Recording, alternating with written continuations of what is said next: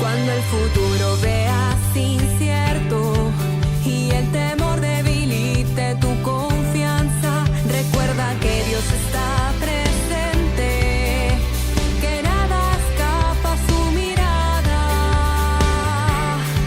El universo entero está en sus manos, nada sucede sin que lo sepa, aún los dolores se los permite. Queridos amigos, un gusto encontrarnos de nuevo ahora en el diplomado Jesús en los Evangelios. Estamos en el módulo introductorio y vamos a hacer un recorrido sencillo, un recorrido histórico sobre la investigación o los estudios bíblicos desde la antigüedad hasta el día de hoy. Vamos a dividir nuestra exposición en tres partes. En primer lugar, hablaremos de la Iglesia antigua, de cómo los primeros cristianos interpretaron la Biblia. A continuación, veremos algunas cuestiones acerca de la interpretación moderna y contemporánea, para finalmente, en un tercer momento, hablar de las riquezas de la interpretación bíblica según nosotros vemos desde Dei Verbum, es decir, desde la segunda parte del siglo XX. Vamos entonces a un primer bloque y hablaremos rápidamente de cómo interpretaron los primeros cristianos la Sagrada Escritura. Debo decirles que las formas de interpretación de la Biblia son básicamente, hermanos, las mismas que utilizaban los judíos. Muchos cristianos, como sabemos, eran judíos. Y por eso, para comprender lo que Dios quería decirles, lo que Dios quería decirles a través de la Sagrada Escritura, ellos interpretaban siguiendo, por ejemplo, tomando en cuenta algunos métodos para ahondar en la riqueza del texto. ¿Bien? Y entonces, de entre los tantos métodos, hay métodos científicos también. Los métodos científicos no son solamente de ahora. Los judíos utilizaban varios elementos literarios, todo lo que nosotros englobamos como la retórica judía. Bien, hay algunas formas así de persuasión. Bien, hay algunas parábolas, por ejemplo, y dentro del mundo de Israel también habían algunas comparaciones que ellos llamaban alegorías. Bien, los cristianos, en un momento determinado, comprendieron con la ayuda del Espíritu Santo que Cristo es el centro de todo lo que Dios ha querido comunicarnos. Y con la ayuda, insisto, del Espíritu Santo, fueron entendiendo que todo aquello que hablaban las Escrituras de Israel era una preparación para lo que Cristo vino a manifestar.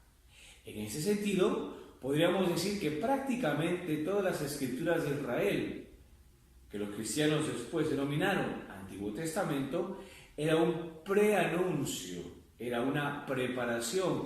Incluso podríamos utilizar otra expresión, era una especie de profecía respecto a todo el acontecimiento de Cristo y de la Iglesia. En los primeros tiempos, fíjense ustedes, lo que hace la tradición apostólica que está consignada en los Evangelios es una relación entre lo que han visto y oído y lo que ellos han comprendido del Antiguo Testamento. Así, entonces, muchos primeros cristianos, por ejemplo, uno llamado Marcos, me imagino que recordarán, otro que se llama Mateo, y así algunos más, fueron entendiendo con la asistencia del Espíritu Santo que Cristo cumplía las profecías que Dios había presentado a Israel. Así entonces ellos fueron releyendo, podríamos decir así, un fenómeno muy importante, la relectura. Ellos fueron releyendo el Antiguo Testamento a la luz de Cristo. Pero el tiempo pasó y en el siglo II, en el siglo III, en el siglo IV, fueron también dándose otras formas muy interesantes de leer la Escritura. Y entonces siempre con esta intención de relacionar a Cristo en el Antiguo Testamento, empezaron una serie de interpretaciones metafóricas. Entiéndase bien lo que estamos diciendo, unos elementos que ya señalaban algo de Cristo en el Antiguo Testamento y que se cumplían en lo que después ellos tuvieron como Nuevo Testamento. Me refiero a dos formas muy concretas en que ellos comprendieron cómo Cristo también era anunciado en el Antiguo Testamento. Me refiero a dos. Un elemento se llama la tipología. Es un elemento bastante antiguo, Y otro elemento que ya venía de antes se llama la alegoría. A través de esas dos formas, los cristianos fueron relacionando lo que de Cristo ya se decía en la antigüedad. Así, por ejemplo, hablar de tipología supone hablar de acontecimientos o personajes que ya manifestaban algo de Jesús. Por ejemplo, el comprender que el diluvio era, por ejemplo, ya un anticipo de lo que pasaba en el bautismo, porque así como vino el diluvio sobre la tierra para purificar a la humanidad, así también aquella persona que se sumerge en las aguas bautismales va a sumergirse, a pasar de la muerte a la vida en Cristo. Y así también otro ejemplo para hablar de la tipología, la presencia de Adán. Adán, por ejemplo, era un hombre, el primer hombre, ya lo dice San Pablo también en cierto sentido, El primer hombre se relaciona con el nuevo hombre, que es el verdadero hombre llamado Cristo. ¿Se dan cuenta? Pongamos otro acontecimiento, por ejemplo, el Mar Rojo, el paso del Mar Rojo. El paso del Mar Rojo se entendió, como sabemos nosotros, es el paso de la esclavitud a la liberación. Los israelitas pasan por el Mar Rojo, saliendo de la esclavitud de Egipto hacia la liberación, después pasa a la tierra prometida. Así entonces, los hombres, los primeros cristianos entendieron que eso era una figura o tipo, la palabra quizás más técnica es tipo, es un tipo de lo que iba a acontecer en el bautismo, porque nosotros, a través del paso por las aguas bautismales, salimos de la esclavitud del pecado original hacia la vida nueva de los hijos de Dios, la libertad de los hijos de Dios. ¿Se dan cuenta, hermanos? ¿Se dan cuenta, amigos? Formas muy concretas para relacionar todo. La tipología. La alegoría también va en esas mismas orientaciones. Sin embargo, la alegoría no se refiere necesariamente a personajes, sino a acontecimientos, sino muchas veces se refiere a algunos objetos. Por ejemplo, les comento, un gnóstico, un hereje, es verdad, pero después algunos de una escuela muy concreta en la antigüedad, la escuela de Alejandría, entendieron que cuando se hablaba del madero, siempre se va a hablar de la cruz. El madero ya simboliza o ya representaba en cierto sentido la cruz. Para ponerles un ejemplo, podríamos poner muchísimos más. Yo quisiera que recordemos entonces dos formas en la antigüedad, la tipología y la alegoría. En algunos casos es difícil diferenciar uno del otro, porque hay algunos autores que explícitamente dicen alegoría, cuando podríamos pensar en una tipología. Bien, generalmente suele asociarse la alegoría, por ejemplo, a objetos, a lugares geográficos. Por ejemplo, para algunos, la bajada de Jesús a Cafarnaúm, alegoría. La bajada de Jesús a Cafarnaúm supondría entonces el descenso al mundo de los pecadores. Y la subida a Jerusalén supondría ¿qué? Supondría el ascenso de Dios, de Jesucristo, hacia los cielos. Jerusalén, por ejemplo, en la alegoría representa el cielo. La Jerusalén celeste es el cielo, mientras Cafarnaúm, que está por debajo del nivel del mar, por debajo de la altura de Jerusalén, supondría el lugar del pecado, el lugar de lo terreno. ¿Se dan cuenta? Tipología y alegoría. Y esas dos ramas, esas dos formas de interpretar la verdad del Antiguo Testamento, fueron una especie de baluarte en dos escuelas. Una es una escuela muy importante de estudios bíblicos llamada la Escuela de Alejandría. Hay varios exponentes importantes de esta escuela. Quizás el más llamativo, el más importante, se llama Orígenes. Alguno de repente lo habrá escuchado. Y también hay otra escuela, en la que prevalece sobre todo pues una interpretación no tan alegórica, sino más bien literal e incluso histórica. Por eso los de la escuela de Antioquía, bien, sobre todo trabajan el tema de la tipología. Dos escuelas, la escuela de Alejandría, alegoría, escuela de Antioquía, algunos aspectos de interpretación literal, pero también de la tipología. Son las dos grandes escuelas de la antigüedad para comprender el mensaje de Cristo, patente en el Nuevo y latente en el Antiguo. Y así como ellos también, no solamente debemos quedarnos en eso. Hay otros grandes expositores de los estudios bíblicos, por ejemplo, San Agustín, con esta idea de interpretar la Escritura desde la Escritura. Otra cuestión importante, la interpretación literal de San Jerónimo en el siglo V. A San Jerónimo se le conoce sobre todo por la Biblia Vulgata, es decir, la traducción desde los originales de la Escritura hacia el latín. Pero la exégesis, la forma de explicar la Escritura de Jerónimo, es una forma bastante literal. San Agustín también explicaba la Escritura de modo literal. Terminamos esta sección entonces señalando diferentes modos de interpretación. Una interpretación que tiene como punto de partida lo que hace Israel, lo que hacen los judíos, una relación indisoluble entre el Antiguo y el Nuevo en base a Jesucristo, que es el centro, y sobre eso se mueve la tipología y la alegoría en las escuelas de tipología Antioquía y alegoría Alejandría. Y así también hay una exégesis literal, para que nos demos cuenta de cómo van las cosas en la antigüedad. Me refiero más o menos hasta el siglo VI después de Cristo. Continuamos, amigos, en el segundo bloque. En el primer bloque hemos tenido la ocasión de dar algunas pinceladas acerca de la interpretación de los padres de la Iglesia, que no debemos olvidarla, Siempre debemos volver a las fuentes. Ellos siempre han bebido de la tradición cristiana. Tenemos que tenerlo en cuenta. Ahora bien, todas estas formas de expresión, de estudio de la Biblia, van adquiriendo matices en el tiempo. En la Edad Media, en la primera Edad Media, empezaron a hacerse comentarios a pie de página, más o menos, ¿no?, de los textos bíblicos con algunas sentencias de los padres de la Iglesia. Así entonces va formándose un corpus grande, porque debajo de los textos bíblicos hay algunos pequeños paréntesis para explicar el sentido de los textos según cómo les llaman los padres de la Iglesia. Va a haber un tiempo determinado en que todas esas anotaciones van a constituir, junto con los textos bíblicos, unos grandes libros que se llaman las glosas. La más significativa es la glosa ordinaria, con doble S, glosa, bien, atribuida a San Anselmo de Laón. Miren ustedes, estamos hablando de antes del siglo XI.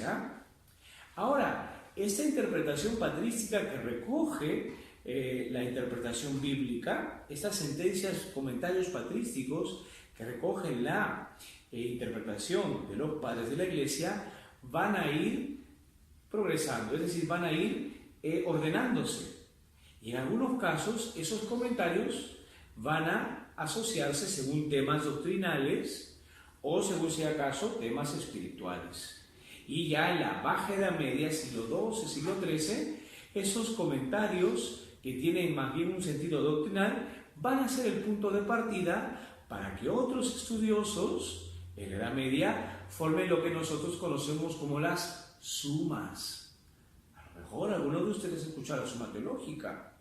Pues podríamos decir que más o menos algunas variantes, bien, las sumas, que son ya tratados teológicos, tienen como punto de partida algunos comentarios de los padres de la Iglesia. Por ejemplo, San Agustín, San Gregorio, para poner San León Magno, por poner algunos ejemplos. Y por el otro lado, ya los comentarios espirituales por temas se llamarán las catenas. Quizá la más conocida es la atribuida también a Santo Tomás, llamada la Catena Áurea. Eso es lo que pasa en la Edad Media.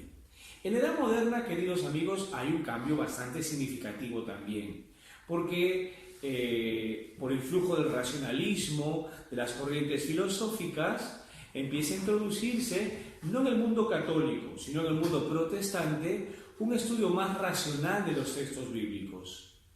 No es negativo en absoluto. Sin embargo, hay que tener presente que hay un fenómeno que sí es un poco doloroso. Hay la intención en las grandes universidades de desgajar la escritura de la tradición para quedarnos con el texto desnudo. Eso tiene un punto a favor, que podemos estudiar los textos bíblicos porque son textos escritos por autores humanos. Sin embargo, hay una gran verdad. Nunca podemos desgajar el texto del contexto en el que fue escrito y en el que fue interpretado. La tradición fue la madre de la escritura. Y quitar a la madre del hijo, como saben ustedes, es en cierto sentido desnaturalizar al hijo. Sin embargo, también todo no es malo, Debemos señalar también que el estudio o el influjo de la ciencia para comprender los textos bíblicos ha llevado también a poder aclarar algunos aspectos muy importantes. Y es tan importante lo que digo, que en un momento determinado la Iglesia, ya veremos después eso, en el siglo XX, concretamente con el Papa Pío XII y después el Concilio Vaticano II, vale decir, de Iberu, ven como necesario el abordaje de la Escritura desde algunos métodos científicos. Pero ya llegaremos a ese punto. Yo quisiera señalarles lo que sucede en el tiempo del siglo XVIII, siglo XIX. Los grandes investigadores fueron los del mundo protestante. Pero eso no significa que debemos tampoco dejar de lado los estudios científicos que muchos de ellos realizaron. Fruto de esos estudios científicos, bien, sabemos que detrás del Pentateuco, para ponerles un ejemplo en el Antiguo Testamento, se hablaron de 4 documentos iniciales sobre los que los redactores trabajaron para elaborar los libros desde el Génesis hasta el Deuteronomio. ¿Sí? La hipótesis documentaria del siglo XIX es muy interesante para comprender cómo es la formación de los textos bíblicos. Por tanto, los estudios científicos nos han ayudado para ver cómo se formaron, cuál fue la génesis de los textos. Les pongo el ejemplo de las 4 fuentes del Pentateuco: la fuente eloísta, yavista, deuteronomista, sacerdotal. Ahora, por ejemplo, también eso ya está cuestionado porque hay otros tipos de fuentes. Parece que hay 2 nada más. Bien, una fuente que se conoce como la sacerdotal, que es posexílica, es después del siglo IV, y otra que es deuteronomista, así se dice, que es antes o durante el tiempo del destierro a Babilonia de los judíos. Pero fíjense cómo la ciencia también está ayudando. Ha habido dificultades cuando la ciencia se ha puesto como el ente simplemente el juez de todo, pero eso no está bien. Sin embargo, no hay que dejar de lado, despreciar todas estas cosas. Eso en el Antiguo Testamento, por ejemplo. El influjo de la ciencia también ha servido para comprender qué es lo que quisieron decir los apóstoles cuando hablaban de Jesús. Y nosotros ahora podemos decir ciertamente que en la comparación de los evangelios hay algunos elementos quizás en los cuales ha existido uno u otro evangelista. No hay ningún temor a decir que la redacción final, por ejemplo, en la redacción final a lo mejor no estuvo concretamente el evangelista Mateo, por ejemplo. Por otro lado, la investigación sobre el Jesús histórico ha sido muy importante también desde el punto de vista de la ciencia. Es verdad que algunos protestantes se han ido ya al extremo a decir que Jesús, que no podemos conocer nada del Jesús histórico y hay que abandonar ese estudio. Eso es el extremo. Sin embargo, podemos nosotros comprender algunas cuestiones históricas de Jesús. Y eso no solamente por el mundo protestante, no, en el mundo católico también. Fíjense ustedes, a principios del siglo XX, unos grandes investigadores, los investigadores se llaman exégetas. Grandes exégetas dominicos hicieron trabajos muy grandes con arqueología para comprender algunas cuestiones de Jerusalén en tiempos de Jesús. ¿Se dan cuenta? Así entonces tendríamos que decir que los estudios científicos no son negativos. Siempre no hay que olvidar de que estos estudios científicos van de la mano con todo lo que nos enseña la tradición.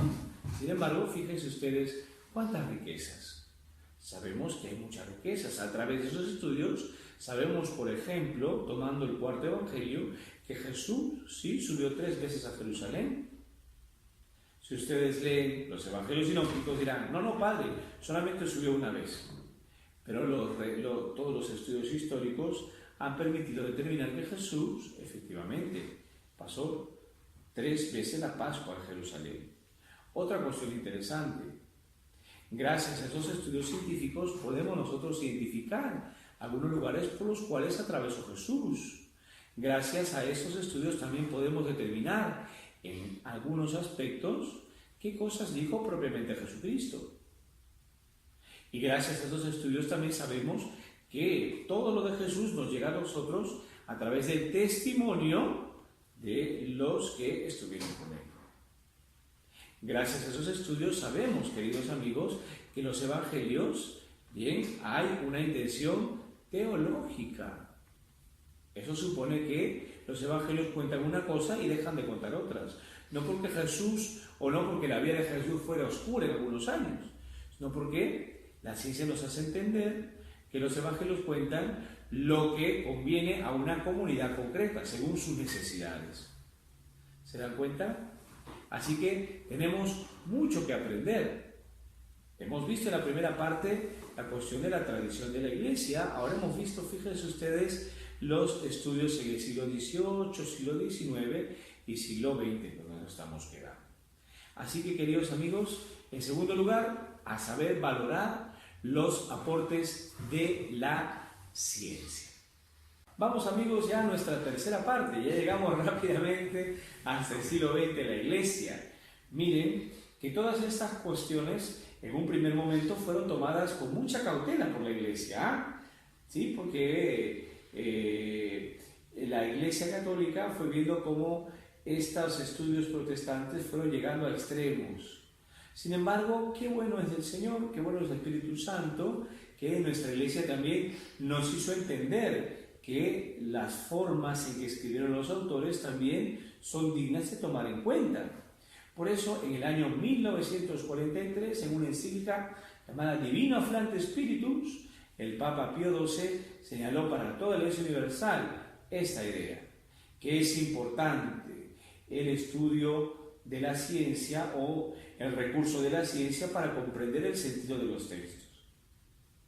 Esto permitió que en la Iglesia Católica empiece entonces un camino de interpretación bíblica que tome en cuenta la tradición y también la ciencia. Fruto de todo esto es la expresión que nosotros encontramos en el Concilio Vaticano II. Hay un documento, una constitución, el rango es muy importante, ¿bien? Se llama Constitución Dogmática, ¿ya? En este documento magisterial, conocido como Dei Verbum, imagino que todos ustedes alguna vez han escuchado esta palabrita. Bueno, pues en este documento, en esta constitución llamada Dei Verbum, en su número 12, el concilio señala, los padres conciliares señalan cómo deben interpretarse los textos. Y así entonces recoge toda esta herencia que se da en estos estudios bíblicos. En primer lugar, dice el documento, la Dei Verbum número 12, que hay que tomar en cuenta cuál fue la intención del autor sagrado, que es verdadero autor, movido por Dios, pero es verdadero autor. Y para eso, Dei Verbum señala la importancia de los estudios de la ciencia, estudios literarios, estudios arqueológicos, etc. Y en segundo lugar, eso cuando Dei Verbum dice que hay que ver la intención del autor. Pero en un segundo párrafo, Dei Verbum señala que también, para comprender los textos, hay que ver el espíritu con el que el texto fue escrito. Y allí señala algunos criterios, como por ejemplo, la unidad de la escritura, la tradición de la Iglesia y la analogía de la fe. Es decir, ¿qué es lo que hace Dei Verbum? Recopila, ¿sí?, toda la forma de interpretación bíblica, tomando en cuenta la ciencia, los métodos, y en segundo lugar, tomando en cuenta la tradición de la Iglesia, esa vuelta a las fuentes. Antes de nosotros, dirá después una exhortación llamada Verbum Domini, bien, antes de nosotros hubo mucha gente que interpretó la Escritura, y el Espíritu Santo no nos hace a nosotros descubrir la panacea. El Espíritu Santo ha actuado también en tantas personas y nuestra labor también es ver cómo el Espíritu en la tradición de la Iglesia ha ido suscitando modos de comprender los textos. Ahora bien, es importante, ¿bien? Y por eso entonces esta tercera sección, es importante que no dejemos de lado el estudio científico de la Biblia. Y para esto, en la Iglesia, en el año 1993, ¿bien? Se nos dio, no es un texto magisterial, pero es un texto muy orientativo, un texto que nos permite comprender qué es lo que debemos nosotros hacer para interpretar los textos bíblicos. Es de una institución llamada la Pontificia Comisión Bíblica, que pertenece, ¿sí?, a un grupo de teólogos en la Santa Sede, ¿ya? Y esta Pontificia Comisión Bíblica en el año 93 nos ofreció un texto cuyo nombre es La interpretación de la Biblia en la Iglesia. ¿Cuál es el objetivo de este documento? Explicarnos, queridos amigos, cómo nosotros podemos estudiar la Biblia desde el ámbito científico.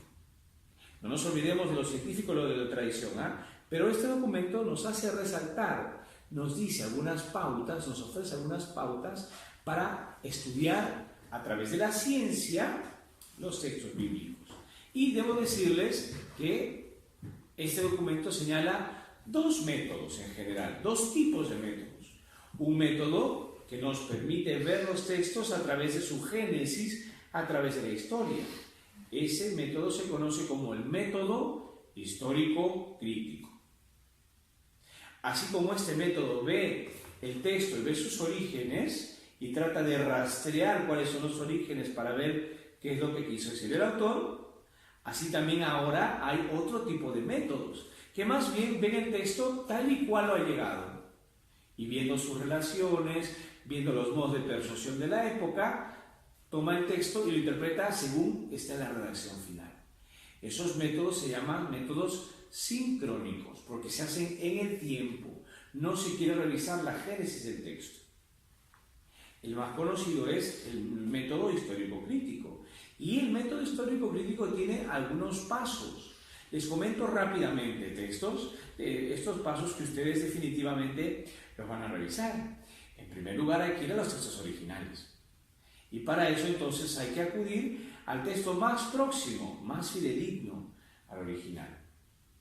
Y eso se hace a través de estudio de idiomas, por ejemplo. Una vez ya que tenemos y hemos determinado cuál es el texto que queremos estudiar y el texto en su enunciado más próximo al original, empezamos a ver algunas relaciones. Es decir, empezamos a ver, por ejemplo, si tiene relación con otras culturas, o de repente ver un poquito el análisis sintáctico del texto, ver qué relaciones tiene con otras tradiciones. En tercer lugar, lo que se trata es de ver cómo ese texto llegó hasta la redacción que tenemos nosotros.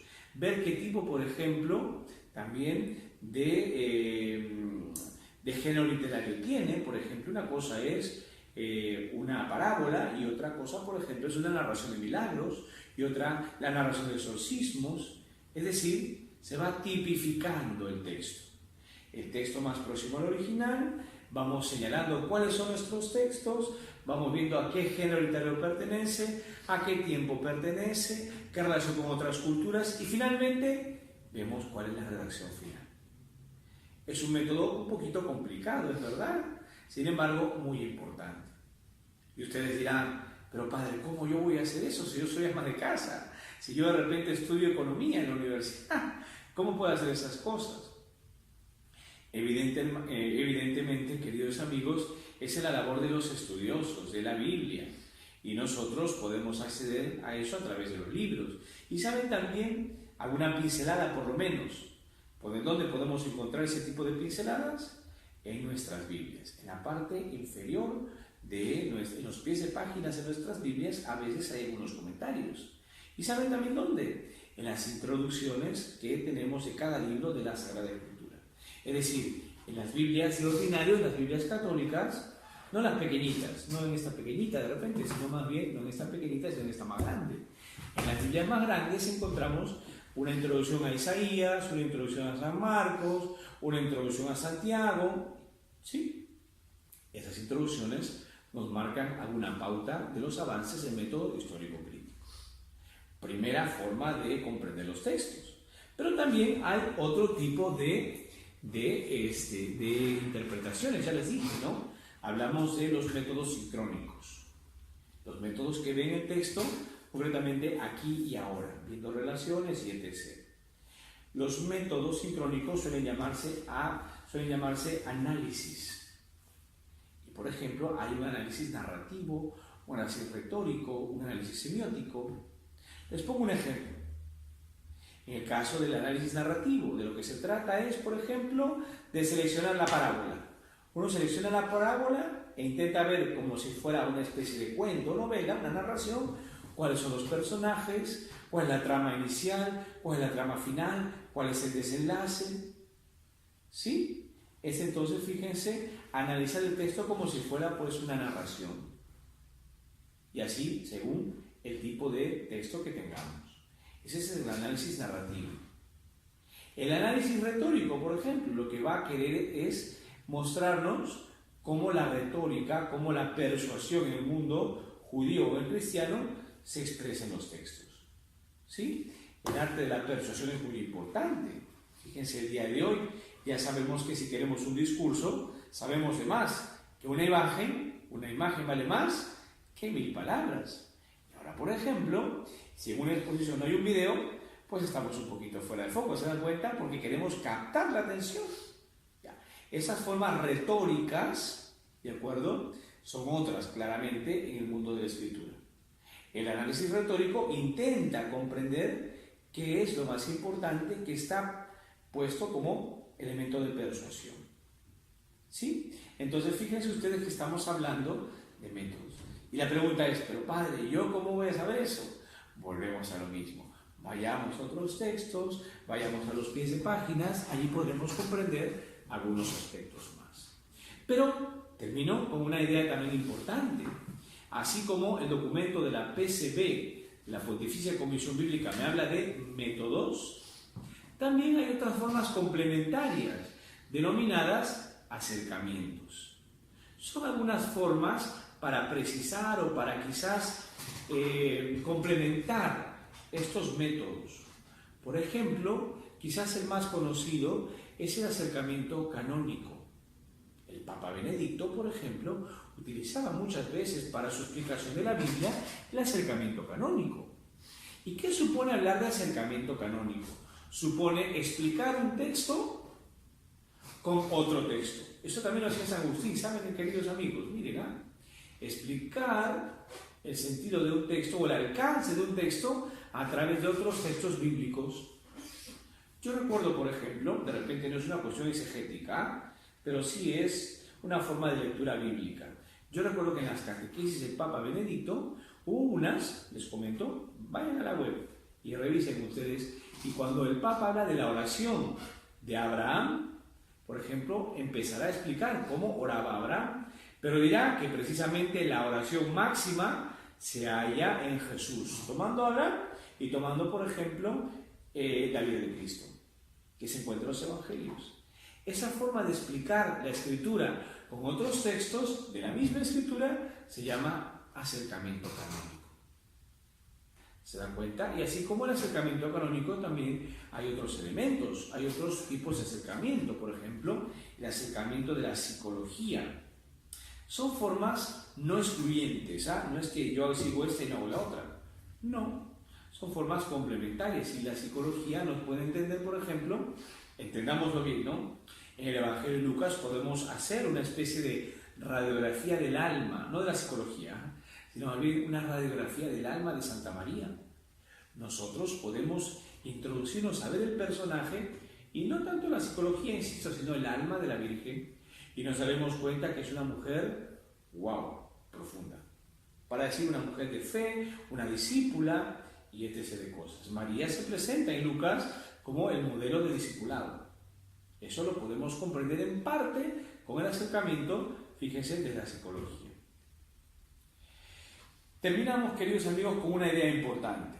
Nos estamos pasando un poquito, pero fíjense ustedes con una idea importante, ¿ya? De repente, llegados a este punto, nosotros podemos preguntarnos, ¿qué hago, Padre? Yo les digo con mucha serenidad, entonces, primero, dejémonos ayudar. Número 2, que recordemos que la ciencia tiene mucho que decirnos. Pero la ciencia tiene que ir de la mano con lo que nosotros conocemos de la tradición.